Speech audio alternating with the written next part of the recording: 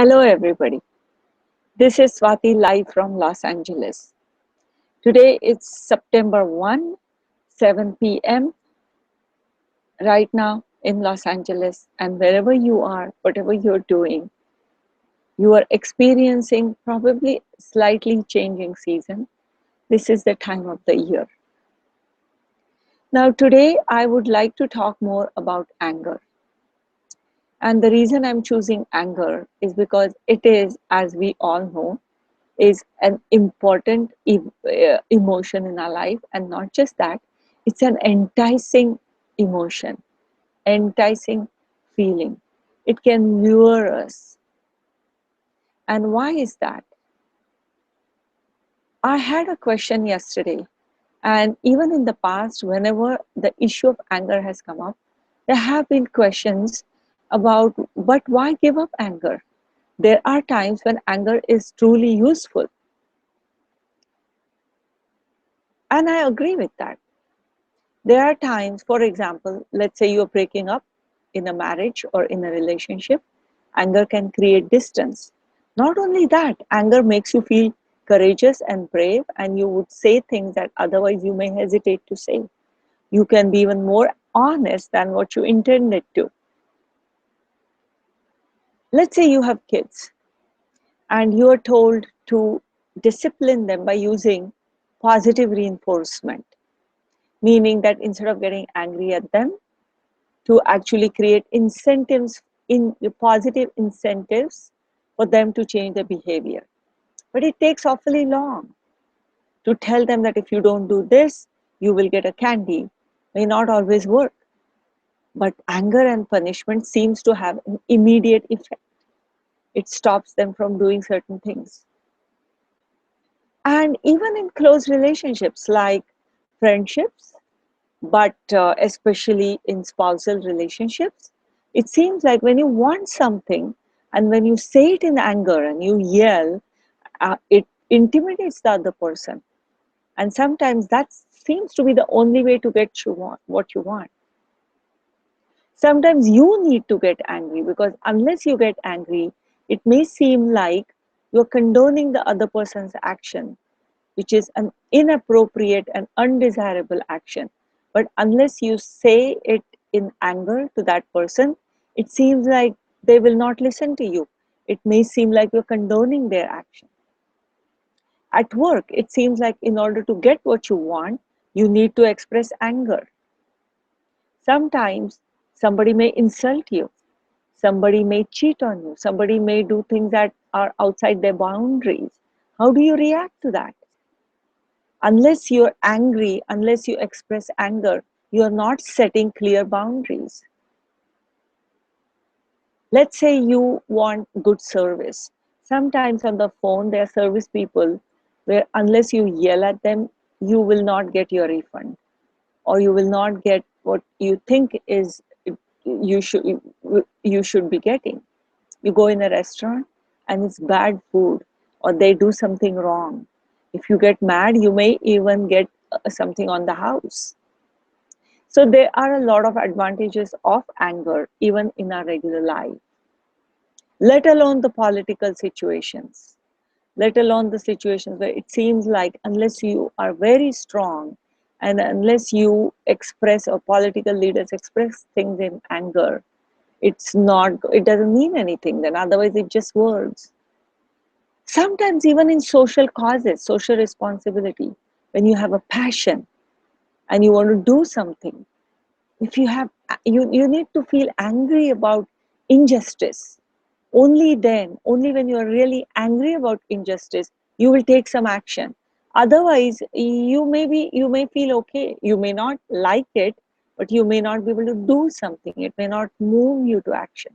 So there are all these different reasons for actually holding on to anger, expressing anger, yelling, exploding, throwing things, saying bad words.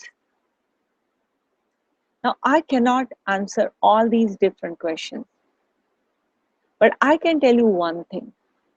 I can tell you that when it comes to your relationships with people who are close to you, it could be your friends, your children, your spouse, your parents, or even people at work.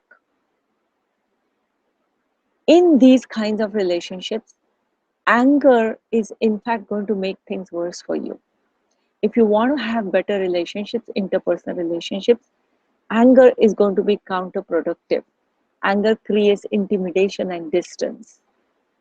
Anger doesn't create an intimate and close feeling. In anger, you will say things that you will regret later. And besides, anger is create a lot of destruction in this sense, it's destroying the goodwill and good feelings. In all the other situations I described, even in those situations, there may be things you could do other than anger.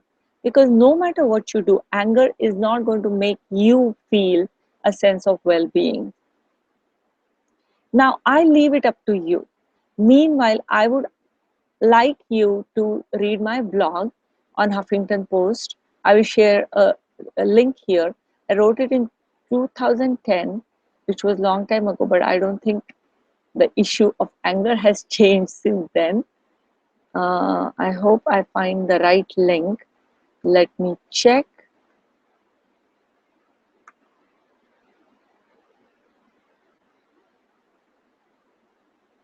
I think it's this.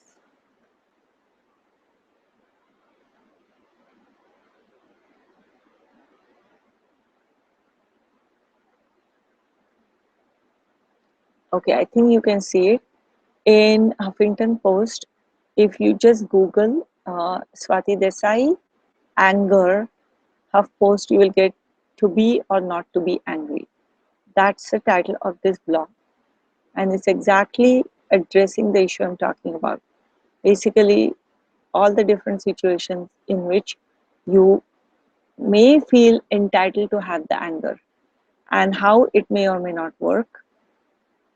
So at least, as I said, in close relationships, you know that anger is not going to work. In fact, you may have already experienced that. And you don't want to have a feeling of isolation. As a human being, it doesn't help to feel very isolated. It helps to have, you don't need a whole bunch of friends, but it helps to have good relationships, at least with a couple of people.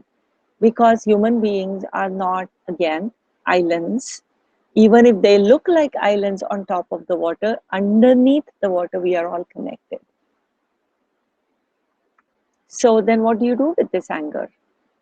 So there are two things I'm going to say.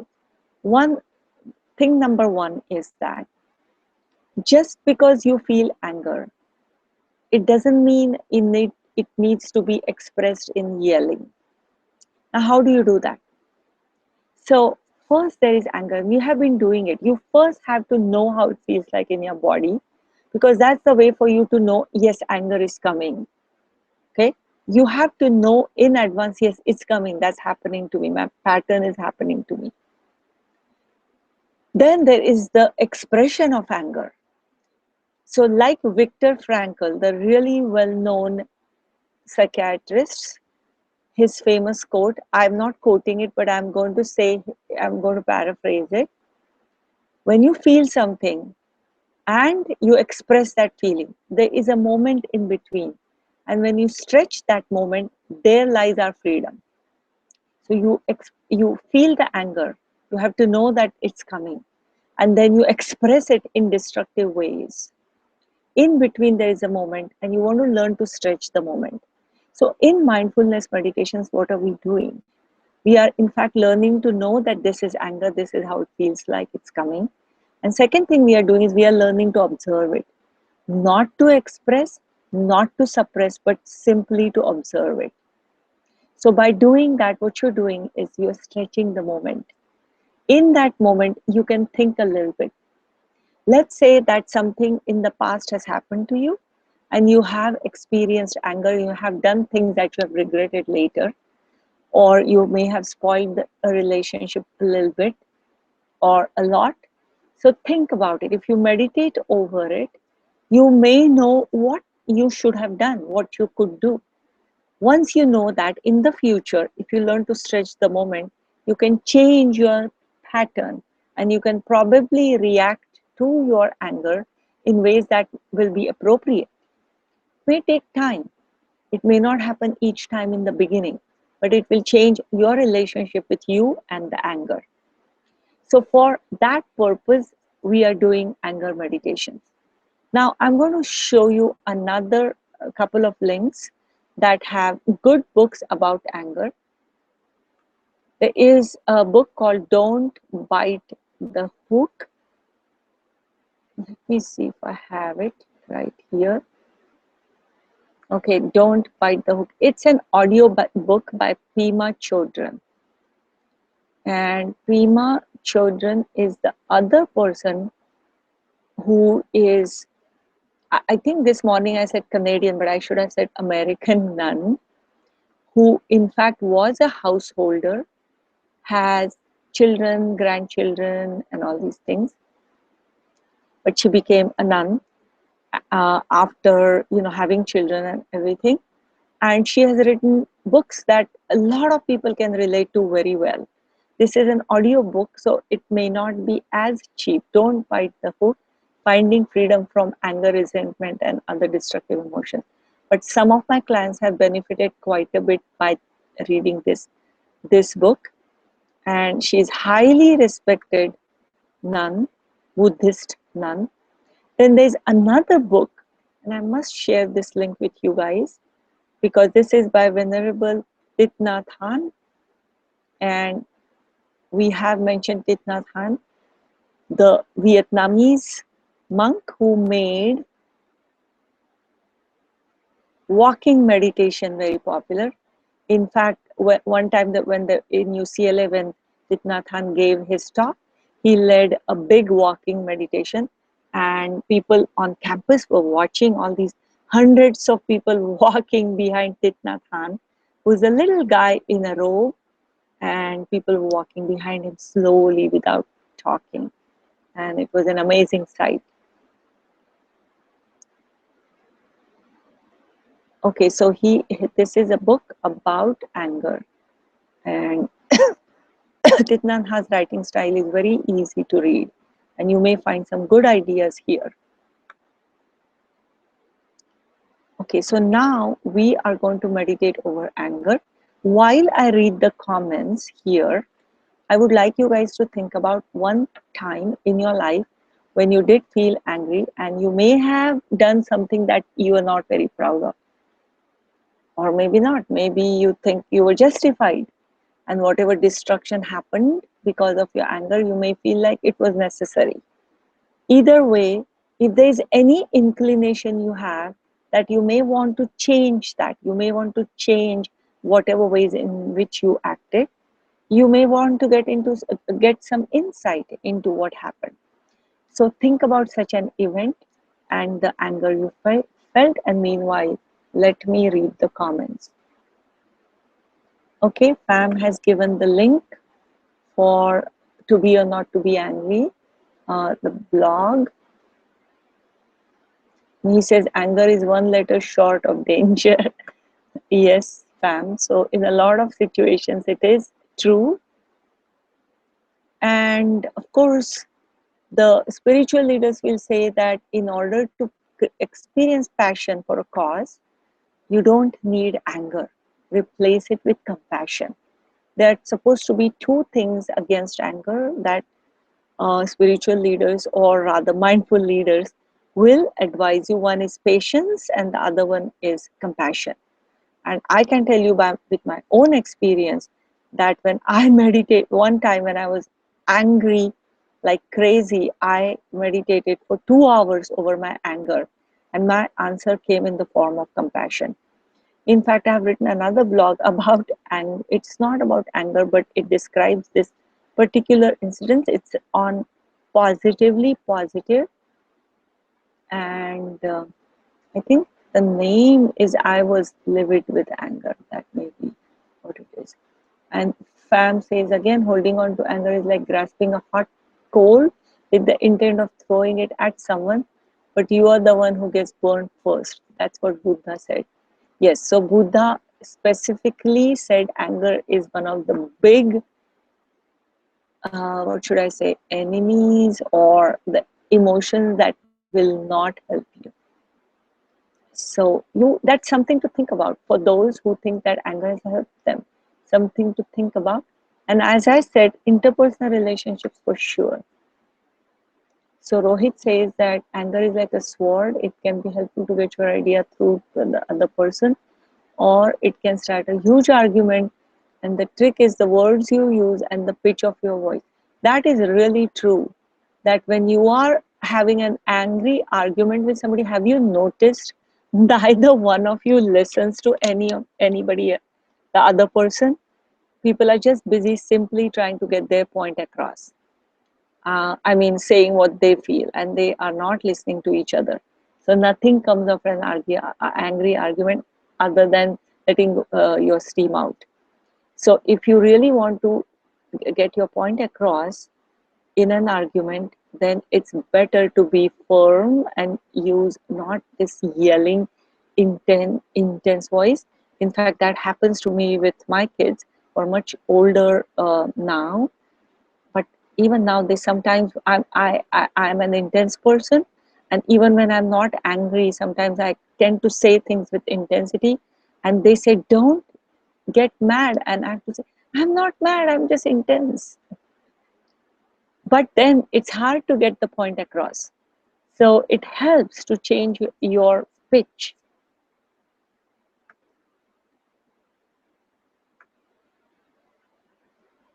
Okay, so now we are going to do our meditation on anger. So close your eyes.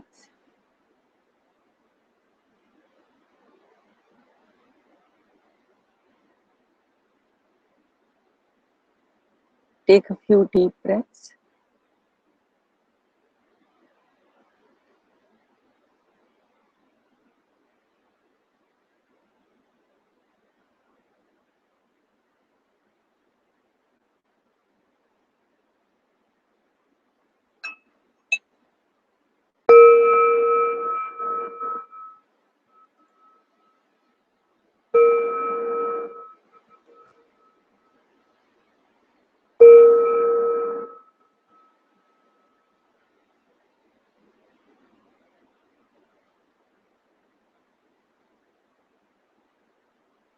And pay attention to your breath for some time. Breathing in and breathing out.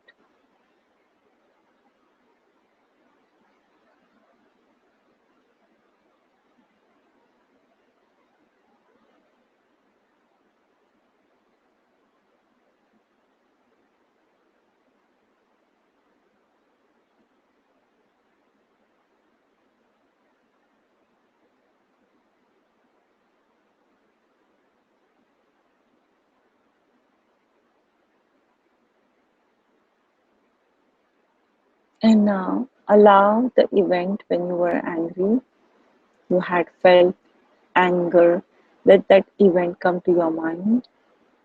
Allow the images or associations from that event come to your mind in front of your mind's eyes.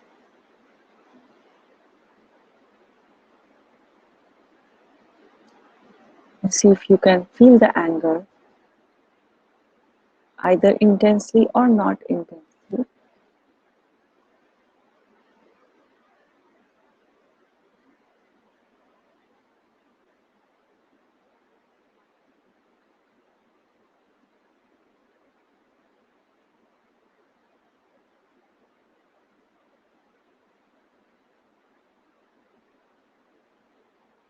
And pay attention to what feelings and thoughts you're feeling around this particular event. When you are feeling anger, if there is any thought that's coming to your mind, just notice the thought. So there'll be images, there'll be the angry feeling, and there'll be some thought. You're not trying to make anything happen. You're not analyzing anything purposely. Just notice if any thought pops up.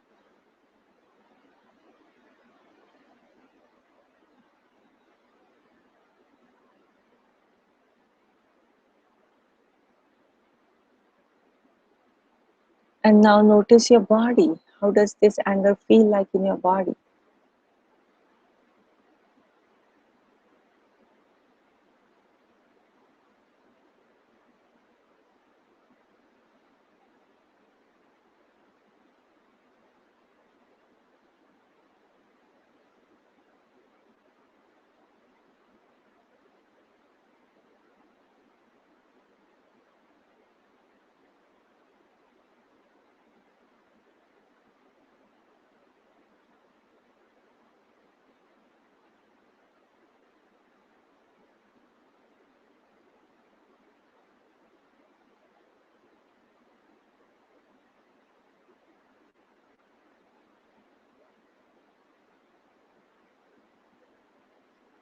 Is it pleasant, unpleasant, or neutral? Just notice. And whatever you're feeling, just keep saying it to yourself for a little bit. This is pleasant or this is unpleasant. This is unpleasant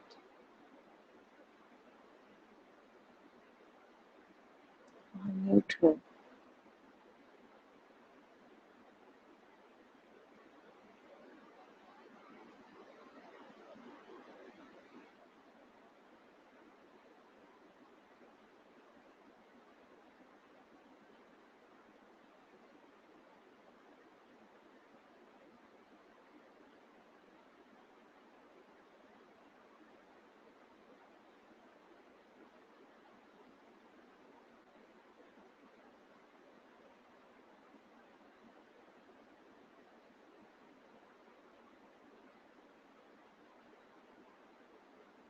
Unpleasant. And then see again what images and thoughts are coming to you. Just pay attention.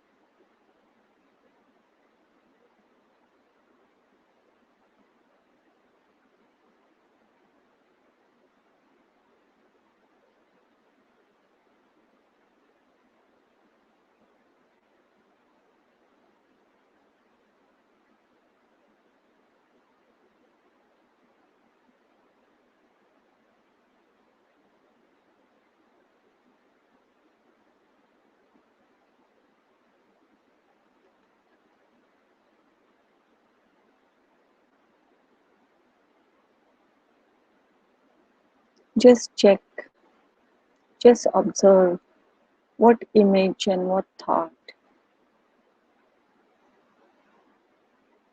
if at all, is coming to you. This is anger. This is what I think about the anger. This is what has come to me. And I feel this in my body. Pleasant, unpleasant, or neutral. It's unpleasant, unpleasant.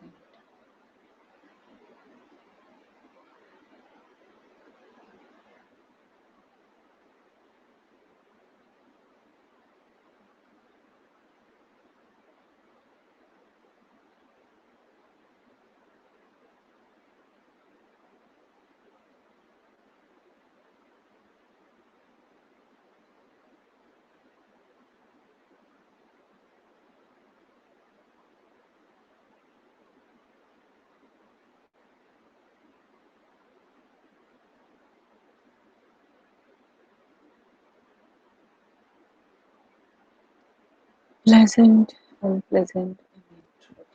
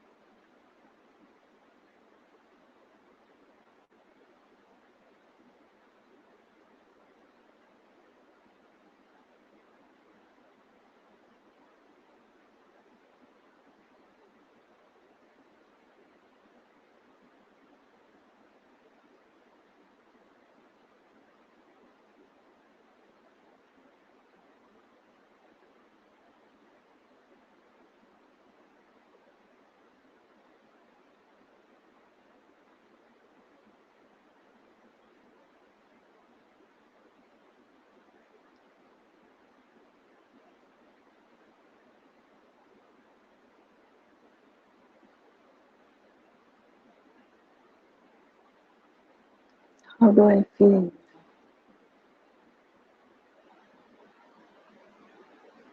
What image I have and what pops into my head right now.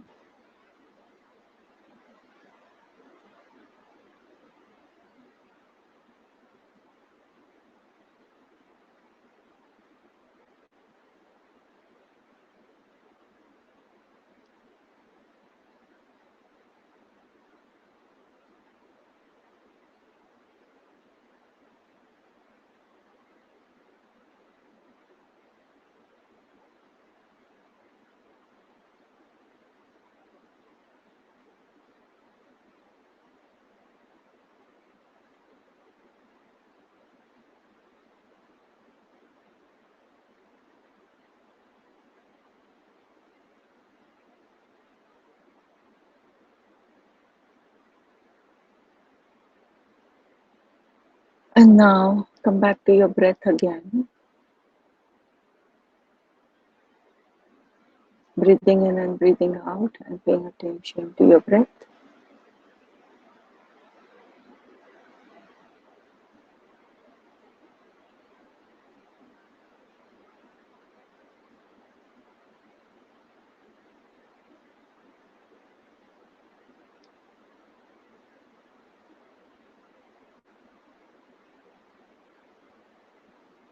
And then say the line to yourself 3 times. Breathe in, I smile. Breathe out, I'm okay. Breathe in, I smile. Breathe out, I'm okay. Breathe in, I smile. Breathe out, I'm okay.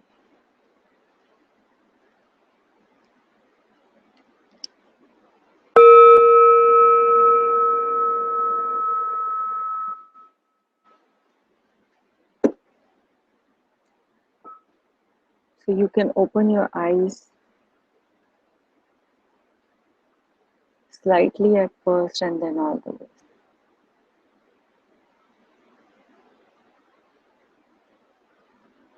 Now, if you have any questions or comments, you can post it here or you can email me with anything, any experience or anything you may want to tell me about. But what really would be nice to know is what you found.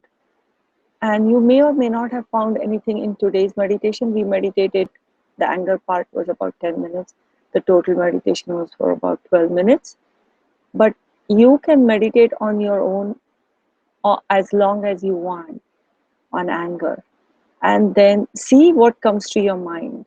Do you feel justified, or do you start looking at the angry incident differently, or did you get any insight into what you could do differently?